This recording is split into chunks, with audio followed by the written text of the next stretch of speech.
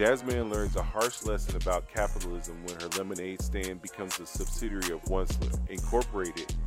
Before we get started on this historical breakdown, I just wanted to remind you, ladies and gentlemen, that I'm working on some new designs over at the Disriz Entertainment store. You see that new logo? Yeah, it's more where that came from. Remember, we still have a few of the 2022 grade fall designs on the store shelves. From tank tops to t-shirts to hoodies, we have it all. Special shout out to everyone that purchased some merch during the December 2022 sale. You helped me create some new designs for the spring and summer of 2023. If you would like to support the channel further and help with the funding of Disriz Entertainment, the link will be in the description. Now, let's get into it. The residents of Woodcrest begin to behave oddly when a heat wave hits in the middle of winter. Nevertheless, Jazmine learns the worth of $1 after opening a lemonade shop and selling out to Ed Wuncler for the price of a pony, despite Huey's advice. The 14th episode of Adult Swim's The BoonDocks, titled The Block is Hot, may be seen here. On March 12, 2006, it first broadcast on television. Huey begins the episode sweltering in a heavy winter coat. He sits on a soapbox next to the backwards spelled Jazmine's Lemonade Parade and hands out flyers. As that is happening, Riley turns on a fire hydrant and douses Uncle Ruckus with water. When Uncle Ruckus begs for help, officers come immediately and in force. When they close in, they demand identification from Uncle Ruckus. When he does, the cops mistake his orange safety wallet for a firearm and open fire on him. Likewise, the cops mistake Ruckus' emergency wallet for a pistol and beat him with batons as he thanks them for their help after he manages to escape being shot or worse off killed. Hey, you quit playing with that white man water, boy!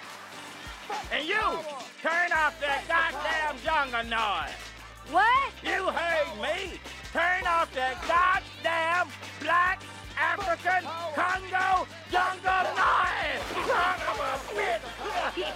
I'm gonna show your little black ass. You wait a minute here. Hello? 911. Breaker 911. 911 emergency. It's Uncle Ruckus. I'm on Kemet Deer Lane. A little monkey spraying water all down my esophagus and hitting my nether region. That's right, officer. He will not break me on my brand new shirt that I find at the... Well, if it isn't the brave men and women of the police department, come save the day. Get out of the truck and show me some ID! ID? Oh, that's a fine idea, officer. Can't be too careful. I'm just gonna reach into my pocket and take out my safety orange wallet.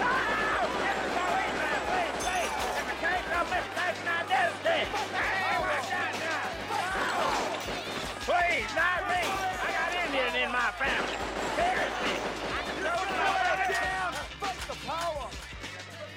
It's okay, officers, it's okay. I have a backup wallet just in case. That's where I keep my spare blockbuster card. Gun! What's going on here? Ow! I appreciate what you're doing. The police were responding to a call about a broken fire hydrant when they pulled over the suspect here on Kemet Deer Lane. The officers apparently mistook the suspect's safety orange wallet for a gun and shot at him 118 times and beat him. What did I see? Well, that brings up an interesting philosophical question. Is it okay to snitch to the police on the police? I'm not saying I do have a videotape, but I'm not saying I don't either. Hypothetically speaking, how much would you pay for something like that?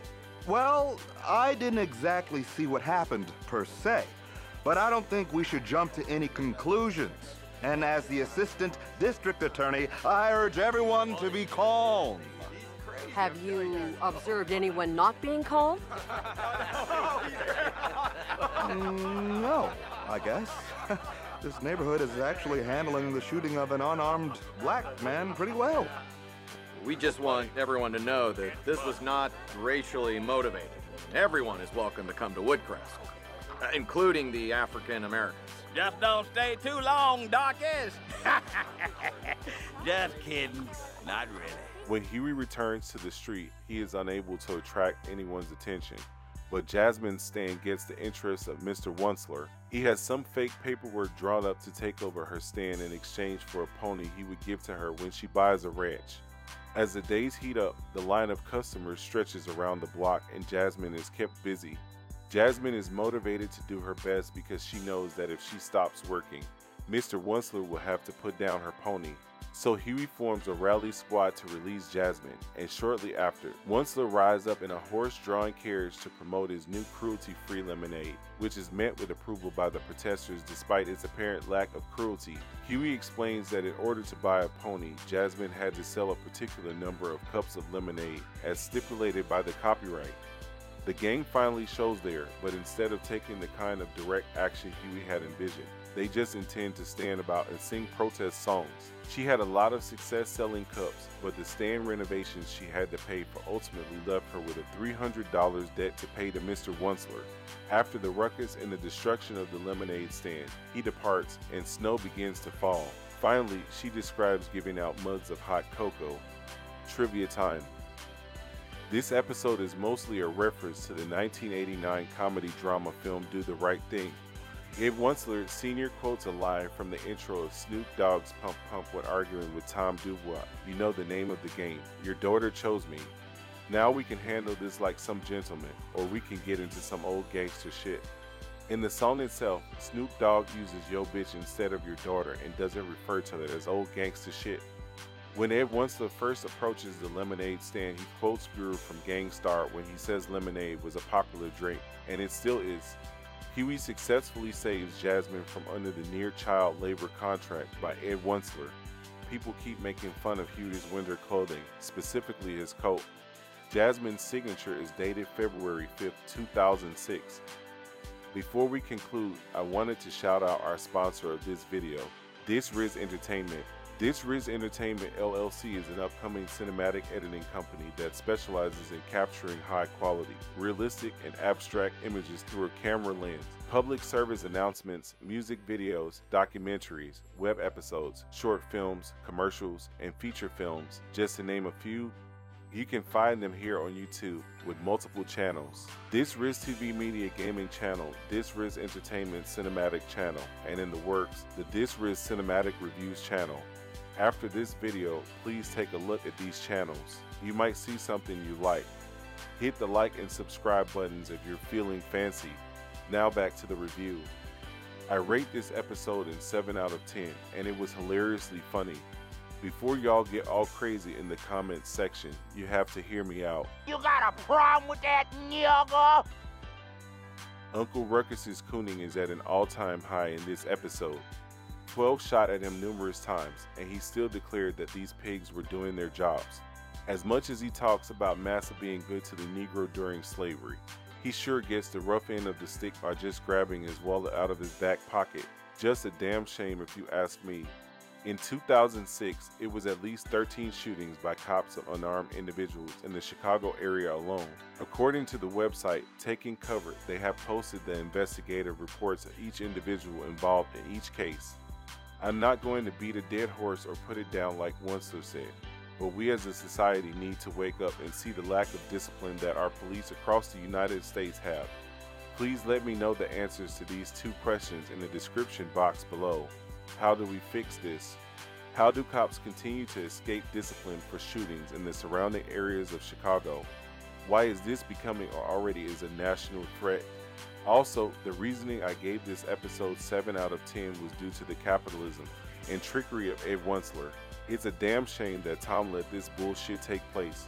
I understand she wants this damn pony, but my 10-year-old child is not about to work this hard or legally signing a contract while underage.